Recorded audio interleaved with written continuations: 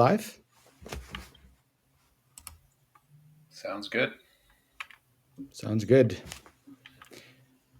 Well, everyone, we are live.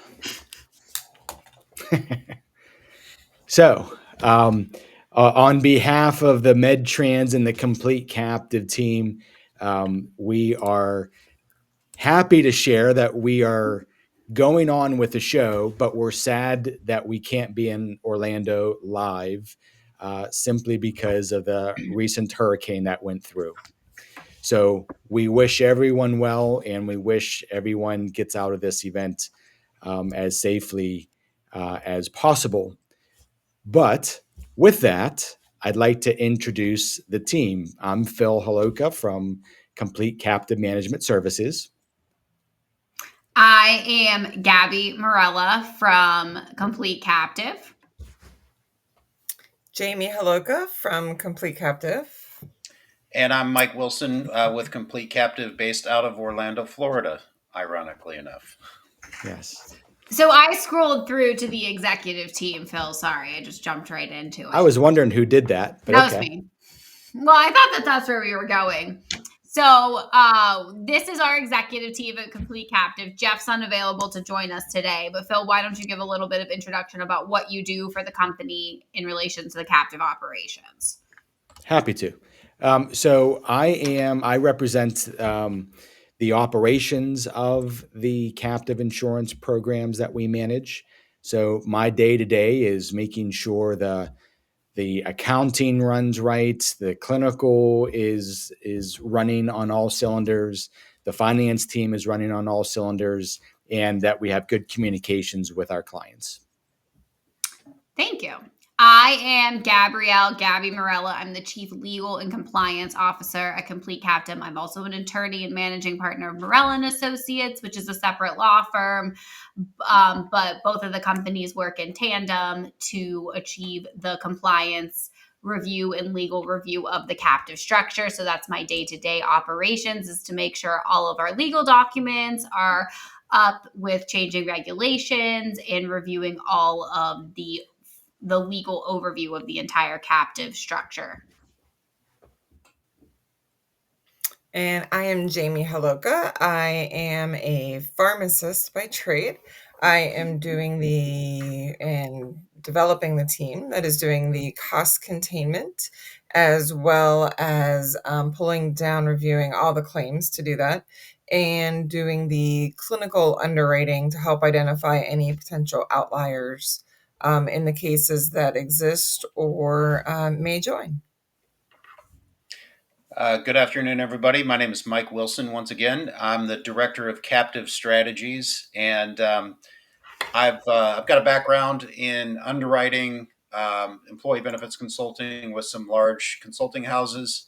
I'm also an attorney based out of Florida, and my role with the captive is to help employee benefits consultants as well as those business owners and C-suite understand our captive structure and how it can be used to protect their business when they're self-funded from a stop-loss perspective, and then also capture a significant portion of the underwriting profits that would typically be sent to a commercial stop-loss carrier. So I like to say I'm a captive evangelist, and that's my role, is to really be an educational bridge between the consultants and the businesses. Okay, thank you. Good. I'll click, Phil, or do you want to? Okay. No, go ahead. Okay. Sure. So why are we here today? So this was a compelling reason why we started doing these events, is because we are really creating value for our clients, our mutual clients. And that value is through the stop loss coverages that we issue through the captives that are currently under management. And at the end of the day, every employer really has a self-centered interest to try to do what's best for their business. And most of the time, it involves resources, money, time, those sort of things. So why we're here is simply, we're creating assets for our clients by way of the stop loss policies and the premiums that each employer pays into their captive insurance company. So, this is an example of a client that we have that created a captive, that formed a captive in August of 2022. And this is a larger client. This client generally pays about $110,000 per year or per month in stop loss premium. And we have created for them on their balance sheet over $1 million of assets, of equity.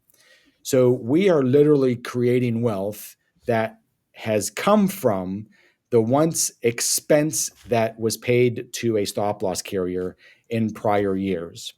So we're creating these assets, and it's representing a 33% return on investment for this one individual client. So this is a classic success story. Now, some of the naysayers out there will say, oh, geez, Phil, you're simply overcharging the client, their stop loss premiums, and that is what is bolstering the return on investment. That is entirely not true. And that's represented on the bottom of the slide where it says the stop loss policy premium on a PEPM basis, per employee per month basis. It has actually gone down.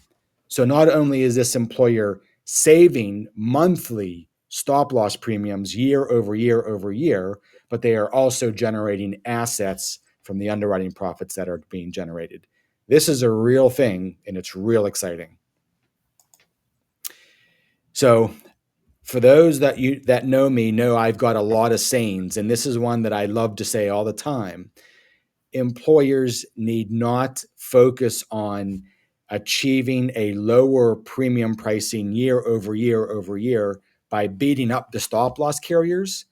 When you open up your captive, when you form your own captive, you won't be stepping over dollars to pick up nickels, because that's what you're doing. Every single year, you're negotiating with the carrier, and you make a buying decision when that carrier says, okay, I'll reduce your premiums by 5 or so percent.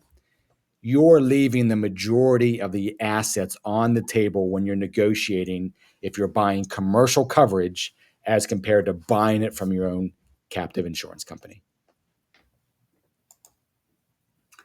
Okay, so we just wanted to take a brief moment to review what is captive insurance generally, just to set the baseline foundation of the presentation. So captive insurance is essentially a self-funded insurance company. It is a C corporation. The ownership of the company can vary. It can have a single owner. It can be owned by the insured entity. It can pull together multiple owners, which we'll talk about later. It files on a Form 1120 PC, which is the default insurance company tax return. The primary duty of the captive insurance company is to issue insurance policies to the owner, its insured entity, or to reinsure a carrier's policy. So again, this is your own insurance company. Its primary duty is insurance. Makes sense. There's also access to excess insurance markets through captive insurance because you're self-funding certain types of insurance risks. So you may need to access your own insurance company. So you may need access to excess markets to insure over specific limits that you're retaining in your captive and laying off alternative risk, which is important.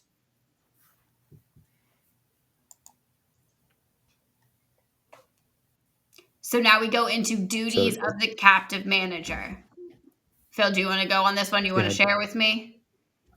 No, I'll do the next one. Okay, perfect. Okay, so we are the captive manager of captive insurance companies. What do we do? Why are we here? Why are we presenting this to you? So a captive manager basically handles the day-to-day operations of the captive insurance companies that they manage. So day-to-day operations, that's anything in relation to the company. Maintaining an operational budget, issuing the insurance policy. So this is on, captive insurance company is started. You have initial issuance, then you have renewals on a year-to-year basis. Captive insurance companies are regulated, so there's preparation of financial statements as required by regulators in various domiciles. We also will form the captive. So you've decided you want to go through this process. We'll get you there from start to finish. As I alluded to before, I'm the Chief Legal and Compliance Officer. So this next one is specifically related to me, where we will do compliance with statutes and regulatory authority and specific to each captive product. We'll also plan for annual meetings and coordination between various factions of the captive insurance company, whether it be board of directors, committees, any type of group meeting to go over the captive operations. And as Jamie said, we'll be doing a lot of claim review and processing. So anything related to the captive structure, that's where we come in. Thanks, Gab. So what's out there today is a little bit of a misleading who's who type of thing.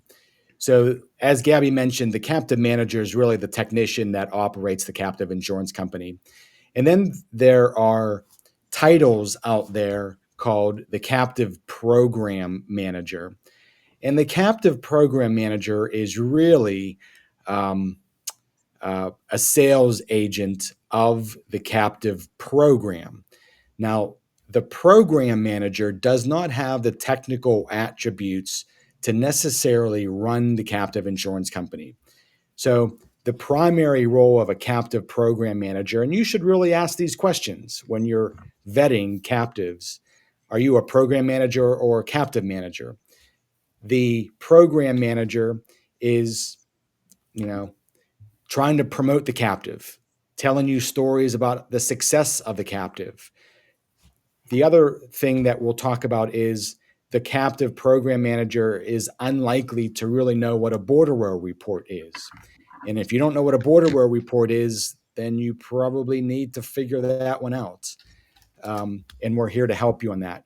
But just understand the takeaway is there's a difference between a captive program manager and a captive manager. And we're here to clarify those questions for you.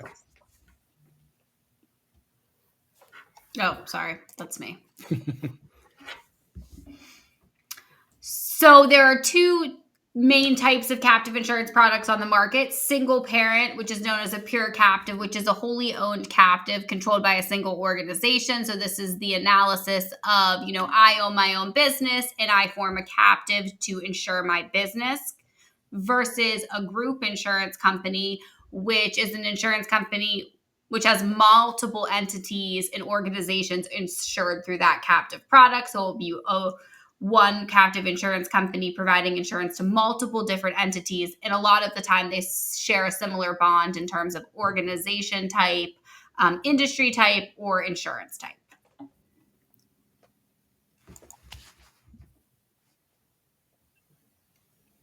Phil, you want to take this one? Yeah, I could do that. So within the market, there are really two structures.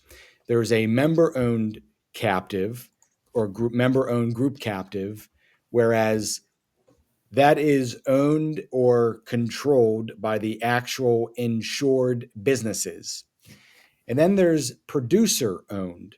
The producer-owned captive is generally the captive that is owned by a carrier. It is owned by a brokerage firm. It is generally owned by someone who is motivated to add entities into that group for their self-interest, right? They're trying to promote this captive insurance product. So it's important that you understand, is it member-owned and controlled, or is it producer-owned, which could be a carrier or a brokerage firm? One is not better or worse than the other. It's just important to know the differences.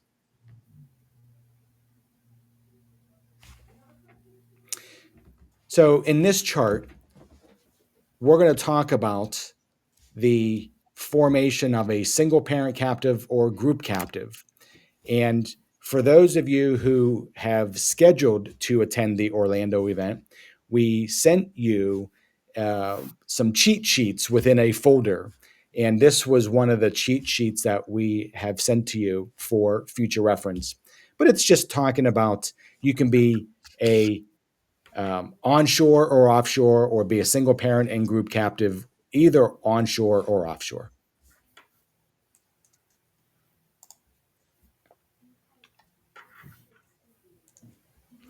So with this slide, what we're trying to talk about is a captive insurance company, whether it's a group captive or a single parent captive.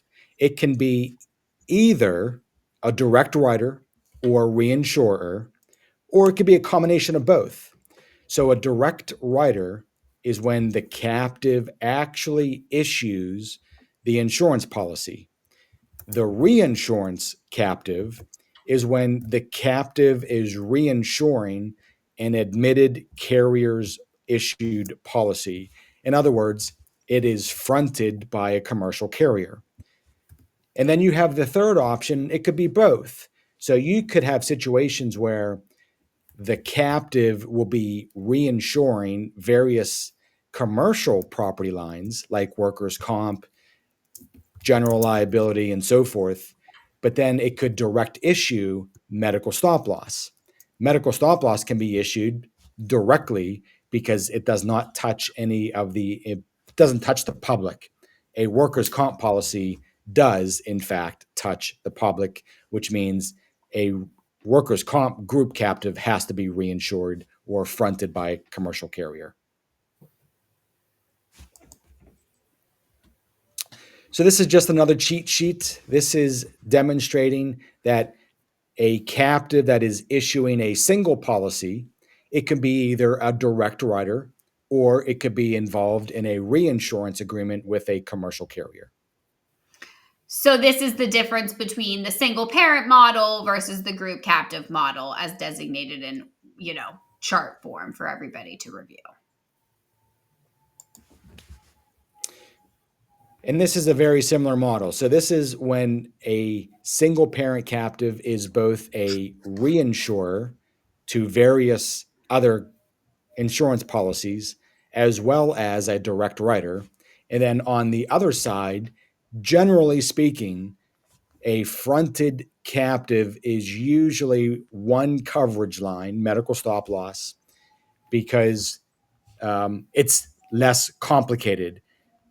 A group captive can do multiple fronted arrangements, but then you would have to have multiple reinsurance agreements.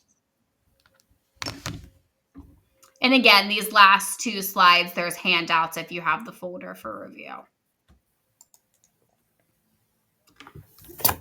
Okay, so now we're on. So that was our general background of captive insurance and the different type of structures, and now we're here to the captive product that we're currently managing and educating you all on during this presentation, which is medTRANS. So the next discussion is, how did we get here? So yes, this is a story that is compelling and right at my heartstrings. So medTRANS, what we called 2.0, started in 2016 after we had episodes or situations where we didn't have full control. medTRANS actually started in 2010, and at the time, we were just a regular reinsurance captive, and one of the big admitted stop loss carriers was our fronting partner. And I use the word partner kind of loosely, but generally, we had a loss of control. Our members felt like they were joining a captive insurance agreement or arrangement, and they were going to get control, and they didn't. So after a few years, and when we got smarter, we determined and we discovered that the carrier was the first profiteer in this arrangement. So the fronting carrier offered us a service that we deemed as rather expensive and didn't give us the return on our desired investment. And then the last thing, that the straw that broke the camel's back, was the carrier actually sold against us. So in this example, Gab, whenever you're ready. Oh, sorry. There you go. In this example, we had a client, a captive member, who was recently purchased by private equity. And with that acquisition, private equity brought their own health plan consultant into the arrangement. So what happened was this was right at renewal time. So the current carrier issued a renewal to the client, and then the consultant reached out to the carrier behind the scenes and without our knowledge, and apparently had their own channels into this carrier. And ultimately, they got a renewal offer that was roughly 13% more attractive than the medTRANS offered renewal. So not only did this produce anger and questions as to why, but it also presented an ethical dilemma for me to continue to solicit this captive program as an option that was more valuable to the client than what the commercial market would offer. Because clearly it wasn't.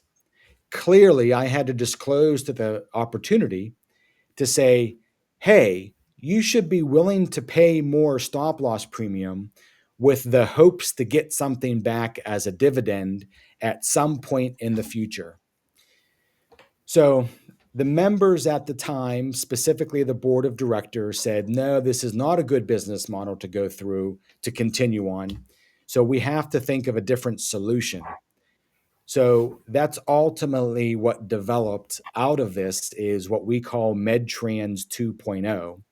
And medTRANS 2.0 is a single parent captive structure that is a direct issuer of medical stop loss policies. So, why would this medTRANS captive insurance product be right for potential employers and for consultants to recommend to their clients? The first is ownership. So 100% of the captive is owned and controlled by the participating members, allowing for control, combined buying power. So we're all sitting here as the captive manager, but we have no ownership of medTRANS. It's all owned by all of its participants. Transparency is another big benefit of the medTRANS structure, where you see all the claims activity, the underwriting profits, the service provider fees. You see what your premium dollars go in, the claim payments that go out, the fees that go out, and what's left at the end of the day for each participant. There's also personalization and customization where, this is your own business. A captive is something that you've created, that you own. So it's a business venture of your own. So you can customize your health plan based on the needs of your company. Recommend things to the captive insurance company for changes, for modification across all participants. All of this is feasible in this structure. And last is profitability. You're turning an expense into potentially a profitable asset through underwriting profits and increased cash flow. Because again, this is your own business. So you're putting in these stop loss premiums, and whatever is left at the end of the day is yours.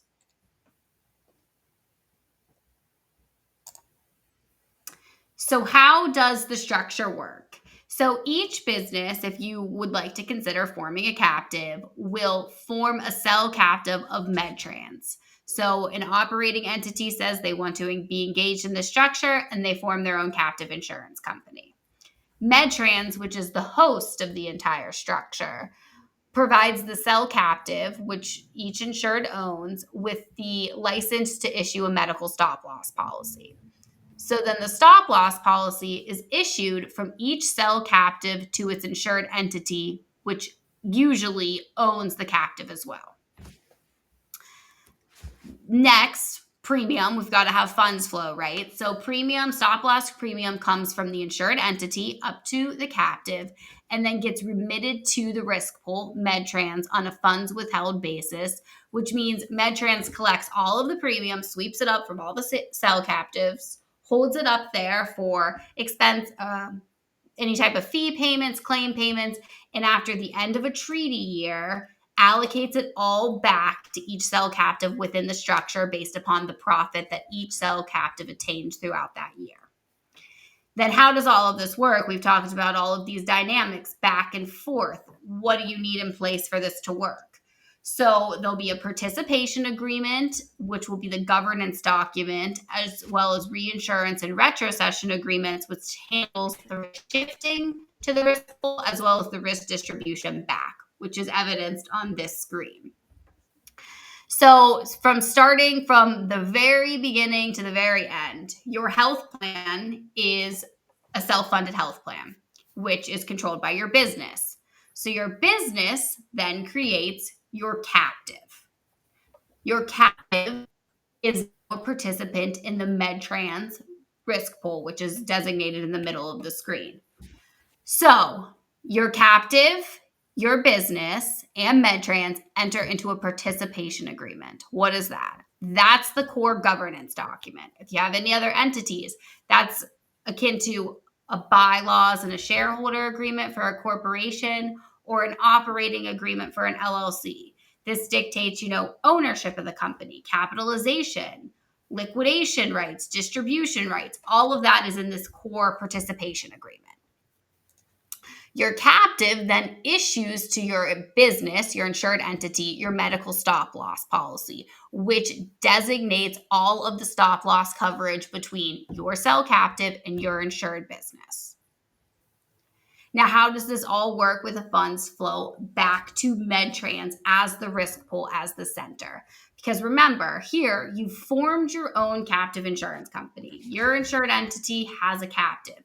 But to meet risk shifting and risk sharing requirements, you need to pull risks together with the other captive participants. And that's where this next element comes into place. The reinsurance agreement shifts all of the risk of each particular captive up to the risk pool in accordance with the limits of the stop loss policy.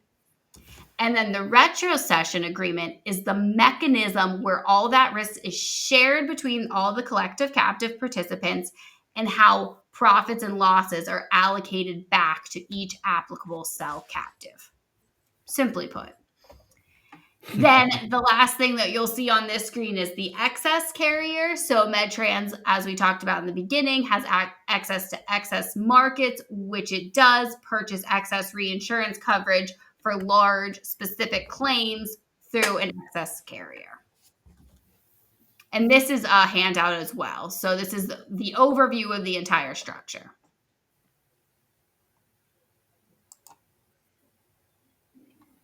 Okay. Mike, do you want to chime in? Yeah, sure. One of the things we're going to be showing you in a couple of slides is something called it's a snapshot of something called a seeding report. But one of the two elements that you want to be aware of when you're looking at either joining a single parent captive program or a group captive is what is the expense load of deploying that stop loss policy. And you will not be it will not be hard to find a group captive where the expense load approaches something in the 40% realm.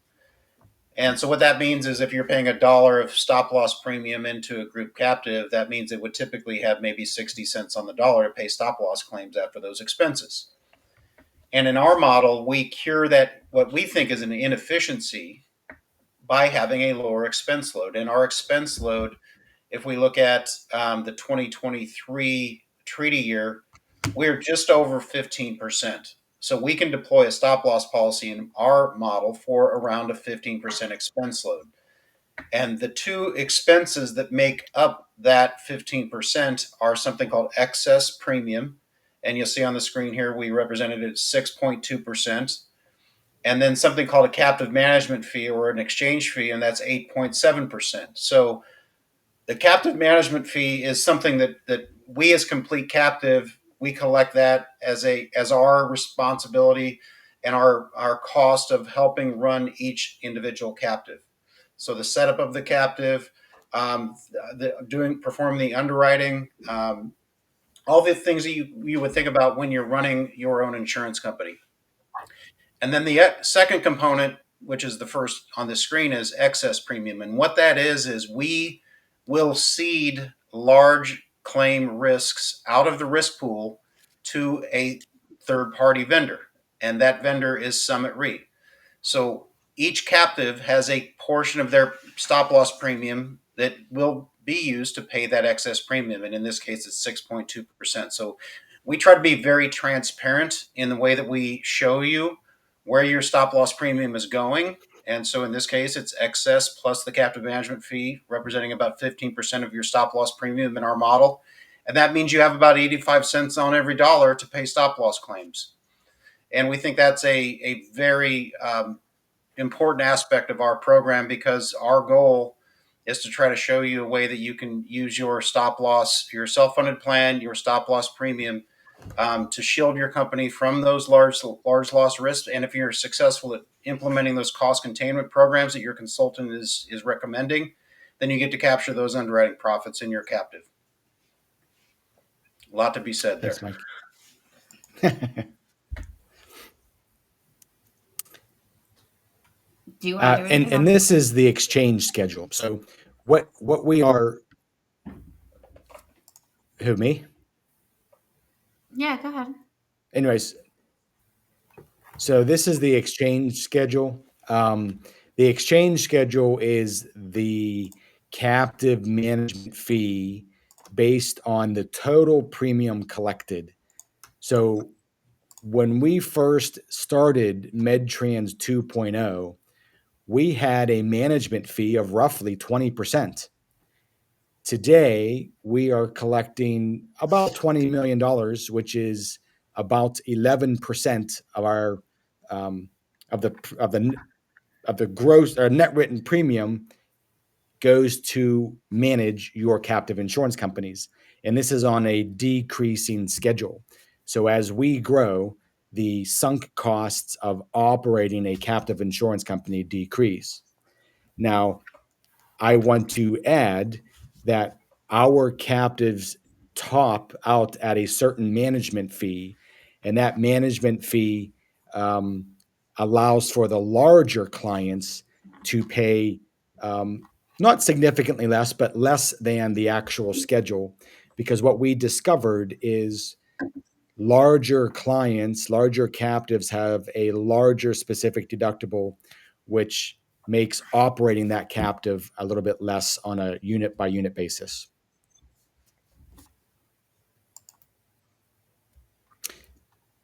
So a few key takeaways. medTRANS started at 20%, like I just mentioned. We have become more efficient. That growth that we've experienced over the past, 8 years now, our clients are receiving the benefit of our growth. Going into 2025, we continue to selectively add captives, which ultimately says we're going to add premium dollars. So we may be at 10.5 or 10% exchange fee in 2025.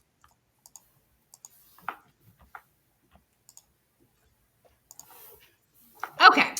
So another key element of the insurance program is personalization, which we talked about. So there's flexibility to create your own health plan to meet your employees' needs, which is done at the employer level.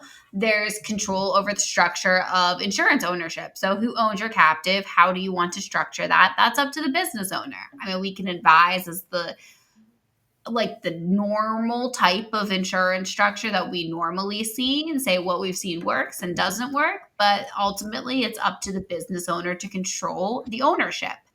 And then there's also annual agreement review and participation in the governance structure. So every year we're reviewing the documents. We welcome input from the participants to make modifications to the agreements that, have come up as being an issue or that we collaboratively all decide we need to discuss. And then there's participation in the governance structure. So in this program, there's a board of directors who is controlling who is basically voting on all of the key matters of the governance. Then we also have annual meetings, which is akin to a meeting of all of the owners, all of the shareholders, so to speak, of the company. And this is where all the key decisions that need to go to shareholder vote will be discussed and talked about. So there's multiple levels of participation, from shareholder involvement to board of director involvement, as well as there are committees. So we have a finance committee, an underwriting committee, and various other committees have been developed and discussed to be developed as growth happens within the program. Awesome. So the next couple slides is really the slides that light me up, and that it's out of excitement because of the success that we've experienced. So And it also as I goes mentioned, to the key point or message of, yes, let's take an expense and turn it into something that's profitable. Sorry, Phil, go ahead. that's all right. So over the past 7 years or so, we have collected $30 million, and we have had experienced $22 million of actual stop loss claims. And that simple math is we returned $8 million of underwriting profits to our members. Now, as the slide indicates, this is a 27% return of premium on average every single year for the past 7 years. That's average. Okay. That's like getting one entire year's premium holiday every 4 years. Okay. So this is a remarkably efficient and getting more efficient program, captive risk pool, that is centric to the employer's, financial needs. The next slide, which I don't like to get into knife and gunfights on LinkedIn, but I found it kind of comical with this slide, and I've removed all of the namesake members. But in this slide, a captive program manager was proclaiming the great success that they are having by way of returning. How much did they say they returned? $8 million or so. Now, you would think that that would be a compelling story for any employer to hear that, hey, this captive program has returned $8 million. Well, that really doesn't mean anything. What's really important is, what's the top line number? If the top line is $10 million and you're returning $8 million, well, that is a classic recipe of success. I'd like to join that opportunity. If you're collecting $300 million and you're returning $8 million, that's not very exciting. So this member, one of my LinkedIn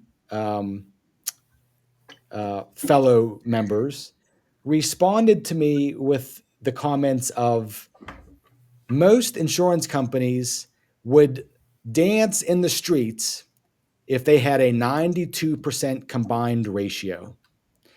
So that's what they were saying. They were saying that their combined ratio is 92%. Well, that's all well and good, but the medTRANS combined ratio was 73% on average over the past 6 or 7 years.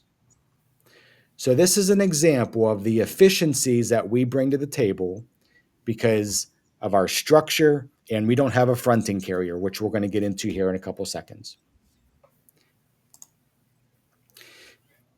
So this is a bordereau report.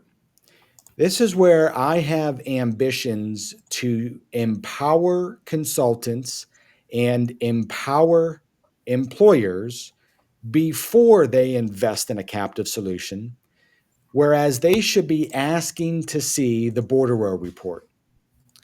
Now, the definition of a bordereau report is when the fronting carrier receives monthly premiums, the stop loss carrier has to remit some sort of accounting to the captive.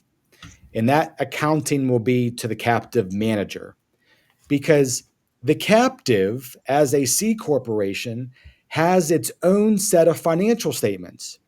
So the captive has to report on its P&L the income that it receives.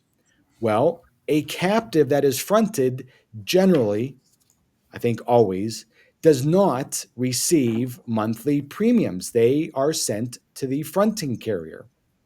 So what happens is the border row report has to identify the premiums that have been received by the insured, by the captive member, and then the fronting carrier backs out all of the various expenses, which are demonstrated here.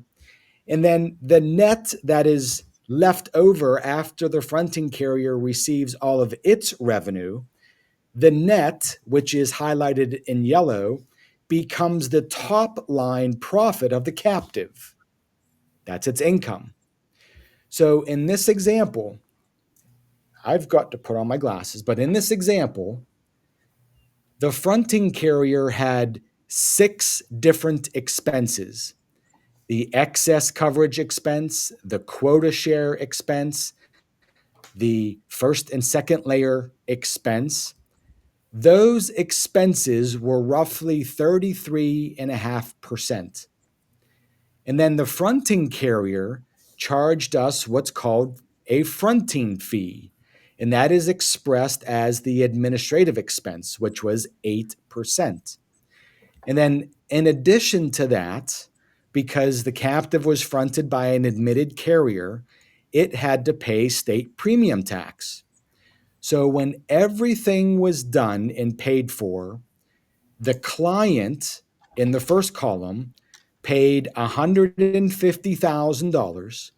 And of that $150,000, $84,000 was available to pay their claims. That represents a 45% expense load. So, the purpose of disclosing the border row report is this is where all of the expenses are that are generally not readily available whenever the client is issued a proposal from the carrier, because the carrier is only going to show them what the premium pricing is. In this example, it's $150,000. They are not disclosing how that 150,000 boils down to $84,000. You got to get your hands on the border row report. If you don't get your hands on the border row report, well, I think you should. Next slide, Gab. So this is another example of a border row report. This is from a current group captive that may seem familiar to everybody. And we want to simply expose or share with you the items that should be important. So the earned policy premium is represented as $16 million. That's from all of the members paying premium into this group captive. The policy expenses represent $7,423,000. Well, we don't quite know what that covers. What is being paid by that $7 million? And then ceded risk premium is $9 million, which is simply the delta between 16 and 7 million. That $9 million is what is available to pay claims. Okay? So what we're looking at here is this group captive has an expense load of 44.8%. And Mike just mentioned to you that our single parent captive that is not fronted has an expense load of 15%. So 44%, 15%, that is an apples to apples comparison. The only thing that I don't know that I can't share with you is what is this 44.8% paying for? That is a question you need to have itemized out. So this is another cheat sheet. What you're going to discover here is within the world of captive reinsurance, there's a term called quota share. It'll generally be 2 digits. In this example, let's say 90-10. That 90% represents the captive is taking 90% of the claim risk, and the fronting carrier is taking 10% of the claim risk. You can ratchet that as you see fit. So I've seen captives that are taking 40%, giving the carrier 60%. Well, in that model, what's the captive really doing? It's not taking risk. So within the world of captives, a captive insurance company is a risk taker. That is where the profits are generated from. You want to take risk. You want to take risk because that's where the profits come from. And the carrier understands this. So if you're asking the fronting carrier to take little to no risk, they have to replace that lost revenue through a fronting fee. So if your captive takes more quota share risk, your fronting fee is going to be very high. But if your quota share is lower, you're taking 40, 50%, the fronting fee is going to be very low. Because remember, the fronting carrier has shareholders. Management is not going to give away its profits just because they want to work with a captive insurance company. That carrier has to make up for their lost underwriting profit through whatever manner or method it can to satisfy shareholders. That is often what is missed in a group captive. It is often being solicited as when you join like minds together, you get economies of scale purchasing. And that is not always the case because the fronting carrier needs to make X percent for every policy that it issues because the shareholders will require it to. Plain and simple. So in this last slide, I want to share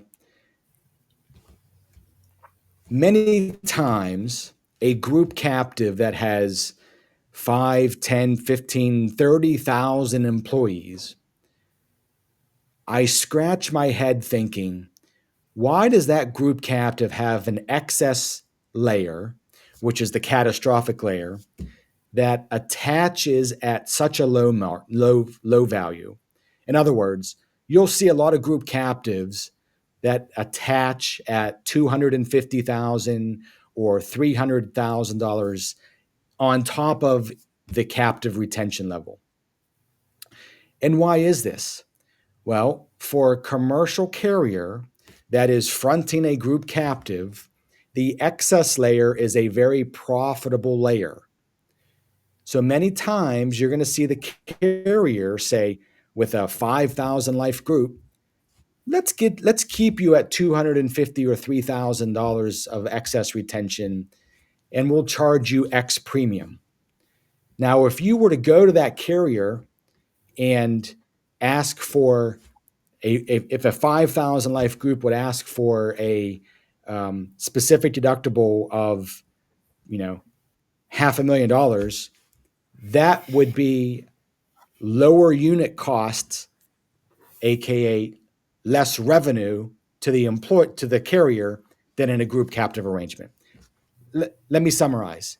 You're going to see group captives artificially compact the excess retention because it's a profit source for the fronting carrier. That's what the takeaway message is here.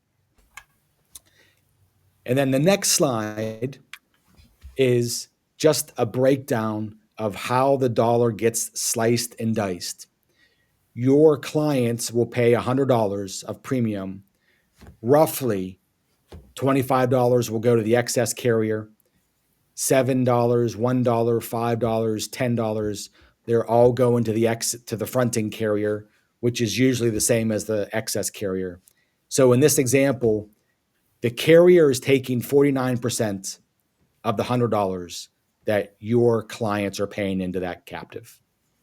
That's a 49% expense load. Then what's left is you have your stop loss claims, let's just assume they're $48. Now the captive's underwriting profit is $3. To me, that's not very exciting. And as you can see, there's a cheat sheet that goes into some of these expenses. So, what can we do? What do we do? Mike, do you want to share your thoughts? Yeah, absolutely. So, one of the things we pride ourselves on is transparency, which I believe is a very overused term in a lot of different aspects of our society. But in our captive structure, so again, we're a single parent protected cell captive structure. So we blend the best of both worlds. We blend the single parent captive structure, but we also incorporate a risk pool where if your captive has a problem paying all of its stop loss claims, then you have the backing of a risk pool behind you. Okay. So that's a hybrid version of a single parent captive and a group captive. And so, in the effort of transparency, we are showing you snapshots of our actual results in our captive and how we give you a detailed breakdown of where the expenses are and where the claims are paid from, and then what is the result in each captive, each single parent captive, and then what's the average result across our entire book of business. So, what you're looking at here is the 2024 treaty year seeding report.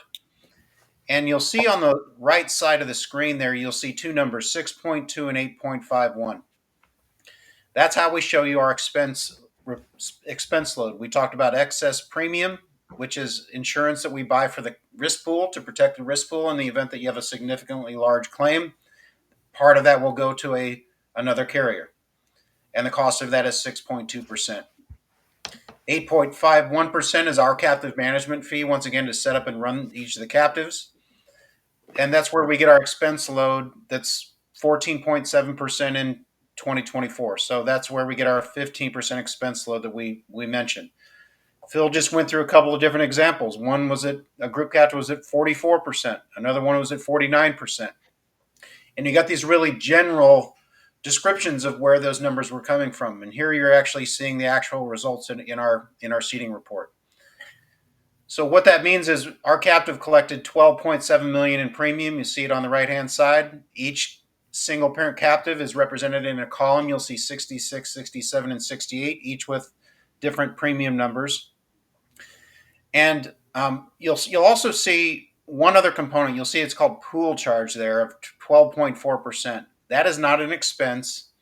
It is a separate reserve that we take out of each single parent captive and set aside to pay for stop loss claims in the event that none of our captives are profitable. And you can see that number is $1.4 million. So when we back out those three elements, what we see is that of that $12.7 million in premium that we've collected thus far in 2024, which I believe this report was through June or July, that means we had $9.4 million of the 12.7 to pay for stop loss claims. And you'll see in the total loss row that there was roughly $1.5 million in stop loss claims that were paid from each of those individual captives. And that means we've generated roughly thus far in 2024 $7.9 million in profit for those captives that were able to pay their own stop loss claims. We mentioned the risk pool, that if your captive hasn't collected enough premium to pay your own expenses and stop loss claims, then you have the risk pool behind you. And that risk pool is the profits from all the other profitable captives. And thus far this year, we've only had $21,000 in stop loss claims that couldn't be paid by that captive itself. So that has to be paid by the profits of the other captives, 7.9 to 21,000. That means we have a 0.2% loss ratio after profit. And so once we pay those other stop loss claims out of the other captives, we now have $7.8 million in profits left over in the captives. So if you look at 66, 67, and 68 at the very bottom of the screen, you can see that each of those captives have captured 79, 78, and 85% of their stop loss premium in their own captive as profit. And on average in 2024, right now, today, we're sitting at 70% return of premium. I will say that that is a misleading number to some degree. Once again, we go to transparency because we know that those captives are going to continue to submit claims throughout the remainder of this year and also into 2025 because of the basis of the way our contract works. You can submit claims through June of next year. Okay. So if we look at the next screen, there are a couple points that I want to point out. So this is the 2023 treaty year seating report. And you'll see at the very right-hand side that our expense load was 6.3 and 9.3, so a 15.7% expense load. And if you compare that to this year, it's 14.7. So we're creating more efficiency within the captive structure, but that's still a very low expense load even in 2023. And our year-end results, and so this is all in. You can see 51, 52, and 55 captives. Those are just numbers of individual companies that they captured 65, 67, and 66% return of premium within their captive all in. And that means after paying their expenses, after paying their own stop loss claims, and then paying their share of the captive's losses that those other captives could not pay of their own stop loss claims after they exhausted all their premium.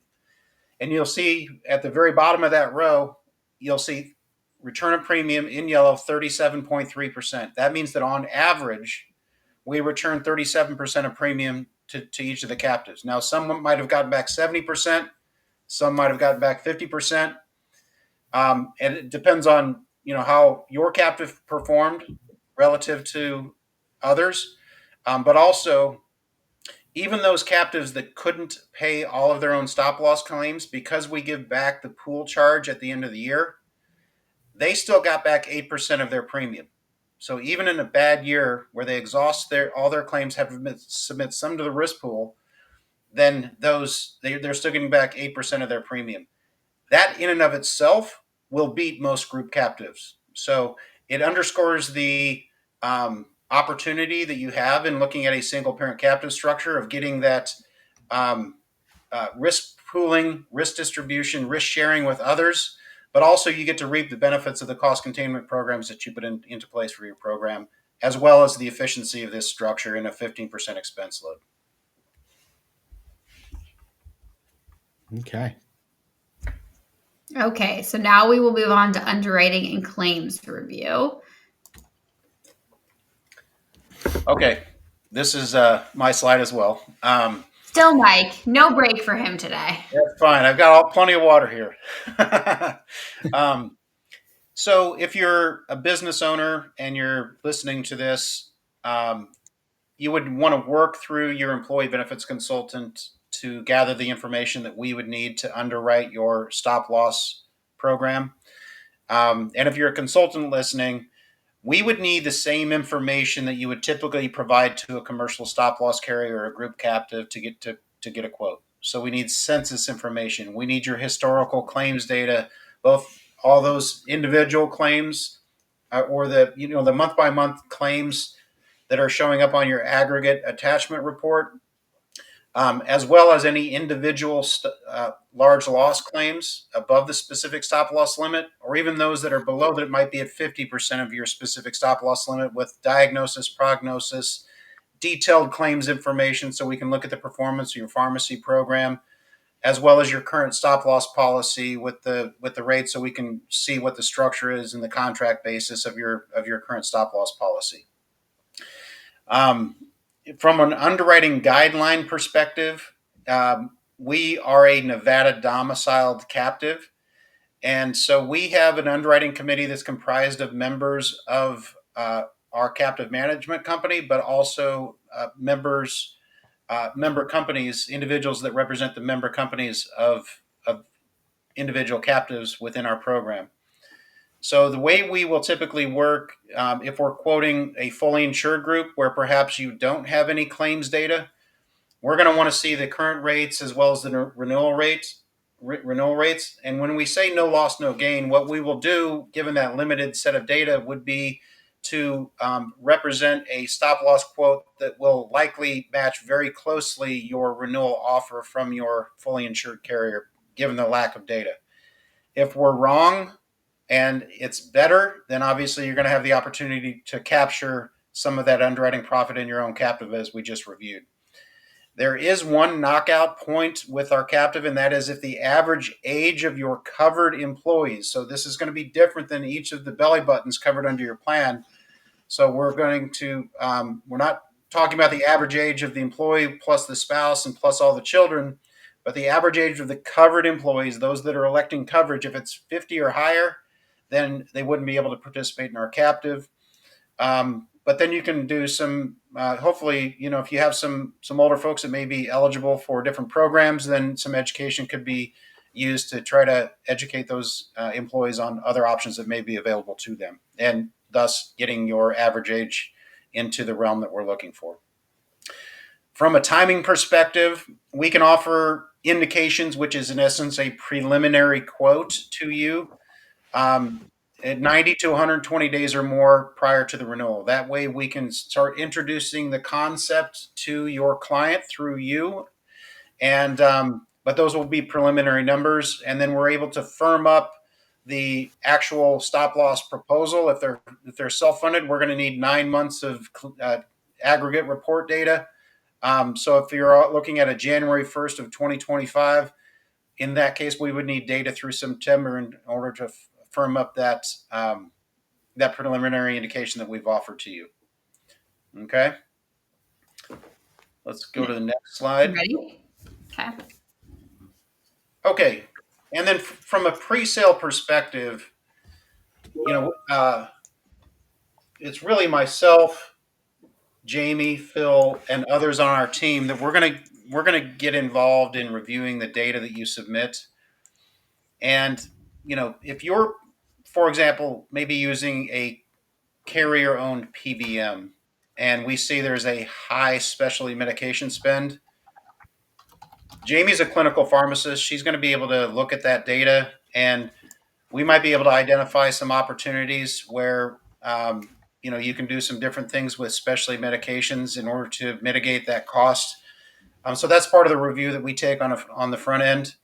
And then from a laser perspective, if you're familiar with lasers, and I know you are if you're an employee benefits consultant, if you're a business owner, what a laser means is if we identify through the data provided pre-sale that we see there is an ongoing potential high dollar risk, and it may be somebody that, for example, might be have chronic kidney disease and be a potential candidate for a transplant, then we may laser that individual. And what that means is that, for example, if we're quoting $100,000 specific stop loss limit, or maybe you already have a $100,000 specific stop loss limit, and we see that's an ongoing claim, we may laser that individual at $200,000 or $300,000 so that your specific deductible for that one individual would be $200,000 or $300,000. So that's part of our review process on the front end, would be to identify those chronic ongoing issues.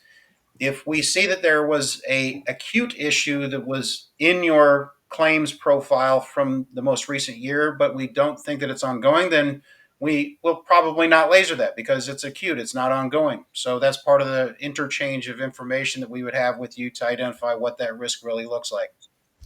And then from Mike, yeah. Mike, before you go, I always have to talk about the laser, right? So the laser applied to the cell captives at medTRANS is different than your traditional lasers for the other captive models previously mentioned, right? I mean, essentially the cost is either coming out of your right pocket or your left pocket. So looking at the best place for it to be located for you is definitely part of the process. So the laser is trying to protect the assets you're trying to generate in your cell captive. And so that's how the laser is applied in medTRANS. And I would say the laser also is used because your captive is a single parent captive sitting on its own, but then you have the benefit of the risk pool behind you when it comes to sharing that risk. So not only are we trying to protect your captive, but a laser will also help the risk pool in that we don't want to put so much burden on the risk pool if we can identify that laser on the front end and get to a competitive position with your client. So when it comes to renewals, we understand that there may be issues that arise after you make the decision to join our captive. And what we our board of directors has approved the opportunity to, or the policy from an underwriting perspective, that in the first year that you've joined our captive, if you have a significant issue that pops up that we weren't aware of, the max rate increase that we will give in the first year is 20%. And any new laser that may come up from an unknown condition, that we're going to cap that at 2 times the specific stop loss limit in the first renewal, 4 times in the second renewal, and 6 times in the third renewal. And the thought process of that from the board in granting that to new captive members is you want to give the client time to work with their consultant. If that means you have a chronic condition that's going to be ongoing, and we want to give you, as a business owner and the employee benefits consultant, time to find a strategy that can help mitigate the impact of that on everyone involved. Thank you. Thanks, Mike. Okay. You're welcome. Just seemed like a good point for that. All right, so a granular approach to the claims. So nearly every claim that comes through gets a pretty detailed audit by somebody on the claims team. We started the notifications, right? Because if we see a large claim or a notification coming through that we may associate with the facility and their pricing strategies in relationship with maybe the carrier or the network, we want to get in there, be proactive, help the client, make sure they have appropriate negotiations and contracts in place, and have an understanding of what this claim impact could truly be. So we're definitely there to provide support and information for any potential large claim and strategies that we have implemented or seen. We also love to identify when there's something that maybe the health plan should not be the first payer, usually related to an accident, a trauma, something that would lead to subrogation, wrong insurance. There are some TPAs that do it without thinking twice about it. There are others that will let the claim slide through and deal with it on the other side. So we're very aware of where those are and ways to, again, try to prevent spending the unnecessary dollars up front to receive an adjustment on the backside with a percent of savings from the TPA for their services and adjusting it on the back end.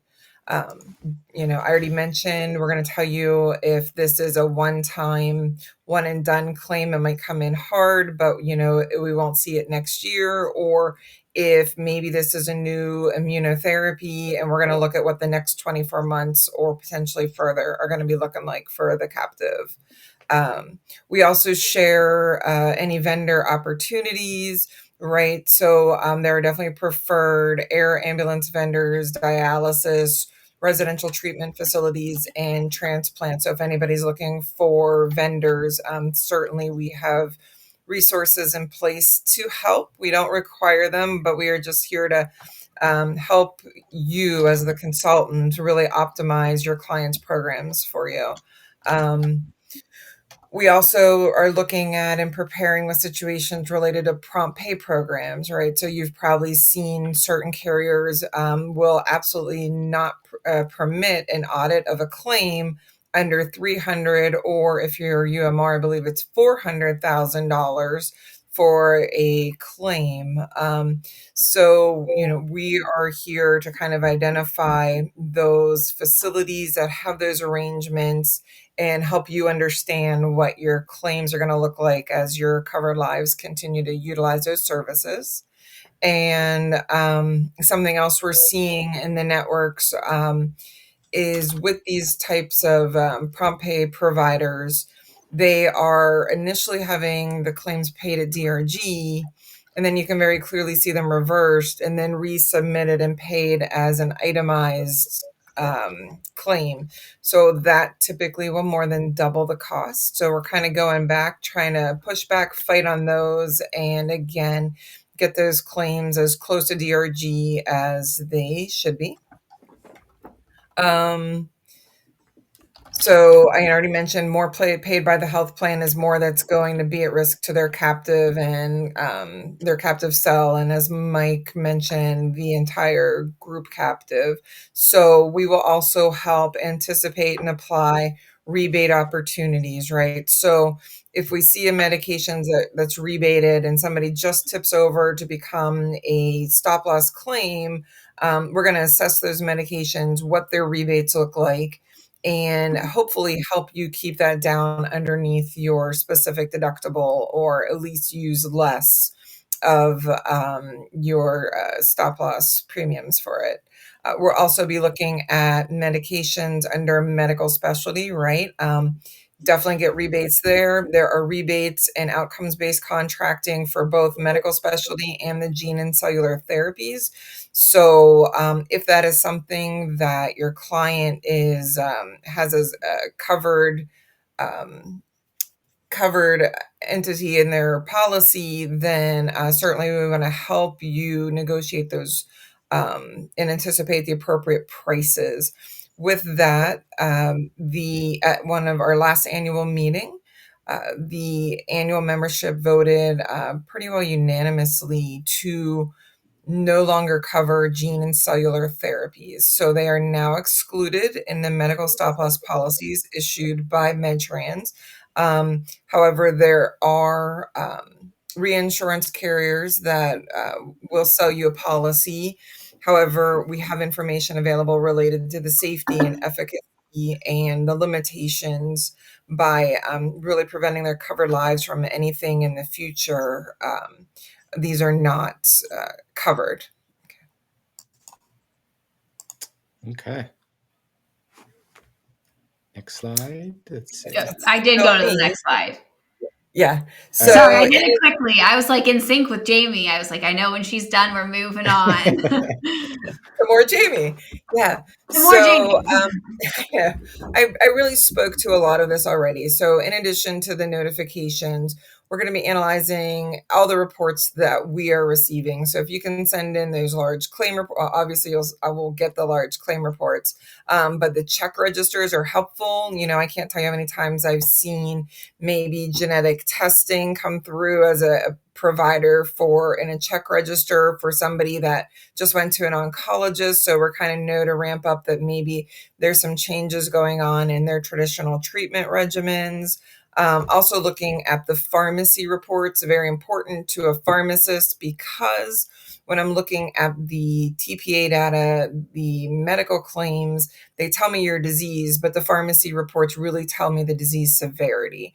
So then I see you have kidney failure, right? Does that mean maybe you need a diuretic every once in a while? Or are we looking at your risk of going on a dialysis or requiring a transplant within the next 12 to 18 months? So that kind of information helps me help you, as do the notifications, and then obviously the ag reports. Whenever we're looking for something big, we're anticipating something, or frequently as I'm reviewing my ag reports, I have the consultants calling me to basically look in to see maybe what a new medication is, or if it was a situation that might have cleared. So again, we are an extension of your as a consultant services to the client. So I want to. Oh, I'm sorry, Jamie. I thought you were done. Go for it. No. I was just going to add, we place a lot of importance in your clinical vetting of claims. And the reason we do it is a differentiator to other group captives, because I want all the consultants and employers understand where the cash resides. So when the employer pays stop loss premiums to a carrier, the carrier then controls the dead presidents, the dollars. And then when claims come in, the carrier is paying those claims on behalf of the captive. So the question that needs to be thought of is, does the fronting carrier have the same sense of scrutiny as we do? Because the group captive fronting carrier is paying with someone else's dollars.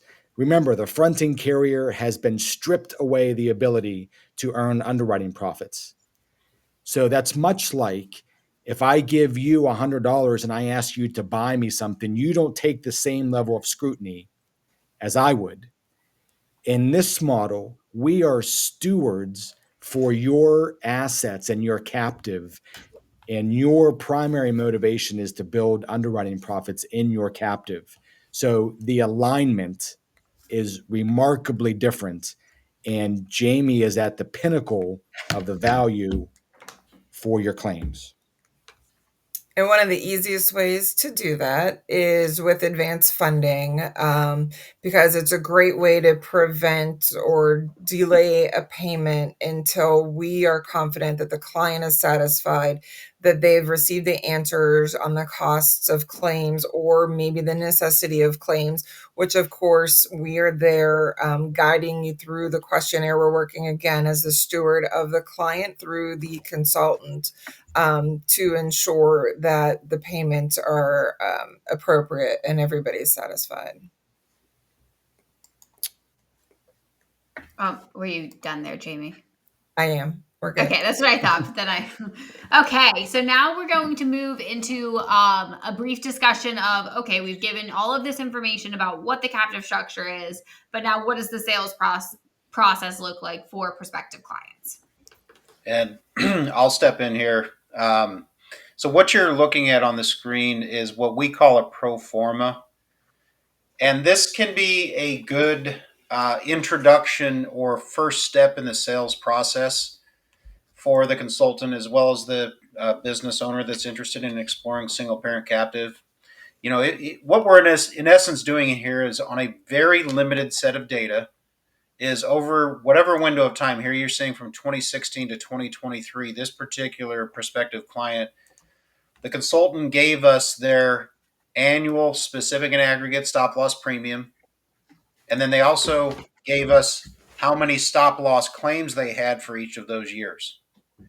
And in essence, what we do is we take that simple set of data and we put it into the seeding report that we talked about previously, where we showed you the performance of the captive. So we do that for each year as if this business was participating in our captive program. And in this case, to just simplify it, all that entire spreadsheet that we submitted to you, it's summarized here. So for this particular prospective client from 2016 to 2023, they paid $6.2 million in premium to a commercial stop loss carrier. And after our expenses, after paying their own stop loss claims, and then after paying their share of the risk pool claims, how much would they have had in their captive had they been a participant in our model and paid that $6.2 million in our model? And the answer is in red. It's $2.1 million, or roughly 34% of their total stop loss premium they would have been able to capture in their own captive program. That is a really powerful thing for a prospective client to see, or one of your existing clients, in order for them to think about, well, why should I invest my time in learning about a single parent captive structure? Because it's right there in front of them. You have a significant opportunity to capture those underwriting profits. So let's go to the next slide. So when we think about the kind of the genesis point of a prospective opportunity all the way to the end, this is a good slide to take a look at. You know, there are some captives out there that will require that you as a consultant introduce them to your client before they will even quote. And we don't take that approach. We want to be there for you as the consultant, for you as the business at the stage in the game or the introduction in which we can be there to educate you on the details of this program. So for the consultant, we're happy to get on a call with you and walk through the structure in a more detailed way of the way our captive is structured and show you the full seating report so that you can get a better understanding. Then you go to your client or you go to your prospect and you get the data so we can perform a pro forma, and then you can take that to your client to say, hey, look, there's this single parent captive structure that could help you convert that expensive stop loss into an asset. And then we can be there to jump on a call with you and the executive team to outline what it would look like. That could either be pre-proposal or after the proposal, once we get that data that we talked about. And then at some point in time when that your client is ready to say, yeah, we want to go forward with this captive, then we will need to have a very detailed face-to-face meeting with your client and you to make sure that all parties understand exactly what type of arrangement they're entering into and the responsibilities of your client in joining the captive. And then after that, it's really, we've got the process down extremely well.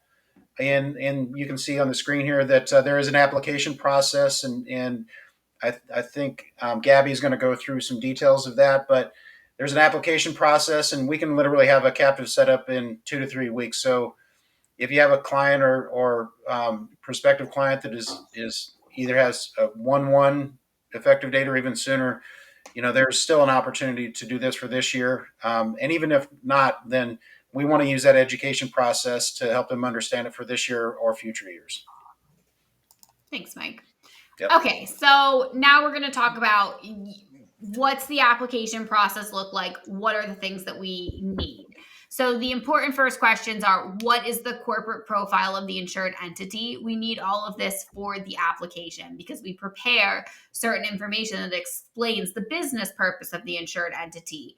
Who are the owners? We have to disclose all of this to the jurisdiction who regulates the insurance company. We also need to go through the question of who will own the captive. Normally, it is the insured entity, as we've said, but there could be other different types of ownership structures that we can talk through and see if makes sense for a potential participant. And then who is the manager of the captive? So this is a very important question, as this is the person who is going to legally be signing all of the contracts on behalf of the captive. This oftentimes is one of the owners or main officers of the insured entity, but it sometimes doesn't have to be. It all just depends on who the organization would want to put in place. But this individual has to go through a biographical affidavit preparation and background check through the Nevada Division of Insurance. So it's not as simple as saying, oh, it's going to be this individual and we want to switch it later. I just like people to be aware there is a process for regulatory approval for that. So I would select someone who will be basically in charge of running the day-to-day operations of the captive, which, we're mainly overseeing on behalf of the captive. So it's not a burden to that individual, but also who will be with the organization for a longer period of time. So what does the application process look like? We've tried to make it as simple as possible, but there is some input that we need from prospects. So the first thing we do is send out a questionnaire, which collects all the information we need regarding who's the insured entity, who are the owners, what's the type of business, who's the manager of the captive. Basically, those questions I asked about I talked about on the first page. Then we take that information and we prepare the sell application, and we only go back to you for additional information that we would need, mainly related to that biographical affidavit. So once this is all put together, we have a neat package. We take care of it all ourselves. We submit it off to the Nevada Division of Insurance. So then approval comes usually 2 to 3 weeks later. And after approval and after we finalize the covered lives, we will issue the stop loss policy and all of the other documents, the reinsurance, the retrocession agreement. So we wait until we get the finalization of the lives, usually a month or so, usually about a month later, just to make sure we send you all documents at once for signature. And then again, here we go to all of the policy preparation, and everything goes out for execution as a neat package. Yep. We also want to flag for discussion and just to overview is how we structure our capital requirements for this insurance product. So each captive has to capitalize its cell. And what we've done is put a range of net written premium, which corresponds to the required capital contribution, and it's a fixed value. So only if a captive's net premium, which is the gross premium less the excess reinsurance premium, goes into the next bracket where they have to jump up a capital contribution bracket. The other important thing to note about our capital structure is we understand this is starting a new business. Not everybody has day one this capital infusion. So we've been permitted from the Nevada Division of Insurance to allow the cells to pay in 12 months installments. So if they start 1/1, they can spread out their capital contribution over the entire year, which is very attractive to captive participants. And then like we said, transparency is a big benefit of this captive insurance arrangement. So we want to go over all of the fees that also are included in this captive insurance product. We talked about the captive management fee. That's the fee for us to manage the day-to-day operations of the business. There's also the pool charge, which Mike's discussed, which is 12.4% of net written premium. Then there's the excess reinsurance coverage that we lay off to Summit Re, which turns out to be about 6.4% of gross written premium right now. There's 2 additional fees that we haven't talked about. There's an education fee of $150 per month for the cell to pay. Now, what does this get you? So a big part of this captive insurance arrangement is collaboration with your internal team as well as the other captive participants. So each year we host an annual meeting. This upcoming year, it's in Napa, California. So it's fun locations. And we really try to incentivize all of the members to come. So if you come, we pull together all the education fees and you get yours back. If you don't come, you forfeit it and it gets split up amongst all of the participants who do end up coming to the annual meeting. So it's a way to prepay for some travel expenses and to incentivize everyone to participate in this important part of the structure. Last is the facility fee, which is $400 per month. And this pays for each cell captive's annual tax return preparation, as well as the audit fees attributed out to each cell. Yep. Okay, so I think this is our last kind of big takeaway of the presentation, which is just the one thing we want everybody to leave with is think about this captive insurance arrangement as a key way to shift an expense into asset accumulation, which is a very powerful message for business owners. Yep. And call Mike if you need anything. Okay. So the event actually went 90 minutes, which I'm surprised we stayed on time. I wish we could have been there in Orlando to see everybody. Unfortunately, we are not. But we are planning to do this next year, so we'll see what happens. But any final words, Gab? Yeah, I just wanted to thank everybody for taking the time this afternoon. And again, it's a little bit more of a dynamic presentation in person. So we would love the opportunity to come to Orlando and present to all of you. But in the meantime, I hope everybody enjoyed the presentation material. And if there are any questions, feel free to reach out to any of us. Jamie, last words? My only last word was a clarifying statement. So for the audit, the fees, right, associated with the audit, I think last time, Phil, you mentioned that every cell captive is being audited. So they understand where that money is going through. Not only is it the whole captive, but it's every individual cell in between, correct? So the correct label for that is medTRANS is audited. The each individual captive is reviewed. So that's the proper audit terms. But each captive has an internal review within the medTRANS audit, which every captive has a fee proportion based upon the requirement for the risk pool to be audited by the Nevada Division of Insurance on an annual basis. Yep. Thank you. I just wanted to clarify that dollar amount. Mike, final thoughts. Yeah, I would just say, for those consultants that are on this call or will listen to it at some point in the future, learning about this single parent captive is extremely rewarding for you because, all the hard work that you put into helping your clients put these beautiful cost containment programs in place that, help mitigate the cost of healthcare, that helps give people access to healthcare. When you engage in this program, you're really taking a further step into developing a stronger relationship with the C-suite because you are showing them how to keep more money in the pockets instead of going to a traditional insurance carrier. And that can be extremely rewarding to you. And I think it creates a really good relationship for you and your clients. There's a consultant that I used to work with out of St. Louis. He's on the property and casualty side. He embraced the captive concept, probably 10 years ago. And I recently caught up with him and he said, it was really a godsend for him personally because it was embracing this concept allowed him to help his clients and also build a very large book of business. So that'd be my last comments. All right. Okay. Thanks, everybody. On that, thank you. Bye. Bye. Bye. Bye.